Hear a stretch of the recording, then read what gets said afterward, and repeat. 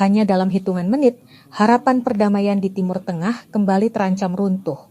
Upaya diplomasi tingkat tinggi antara Amerika Serikat dan Iran di Swiss secara mengejutkan berhenti total setelah delegasi Teheran memutuskan untuk menghentikan perundingan secara sepihak. Ini lantaran gertakan alias ancaman baru dari Donald Trump melalui platform media sosial Truth Social yang langsung memanaskan suasana di ruang sidang.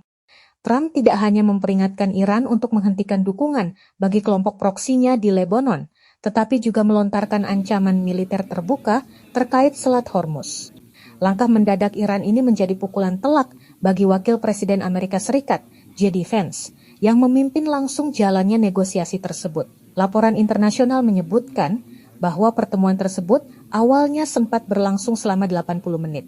Namun, suasana berubah menjadi sangat kaku ketika perwakilan Iran melontarkan keberatan keras terhadap ancaman yang dilemparkan Trump. Akibatnya, wajah J.D. Vance tertangkap kamera tampak sangat tegang menghadapi kebuntuan ini.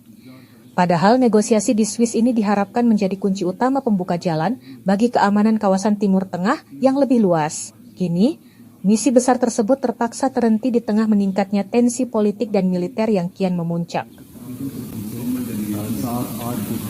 How are the talks going so far, Mr. Vice President?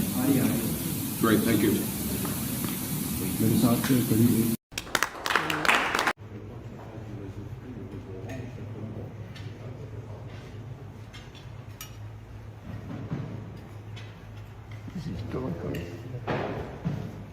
Yes. Bravo.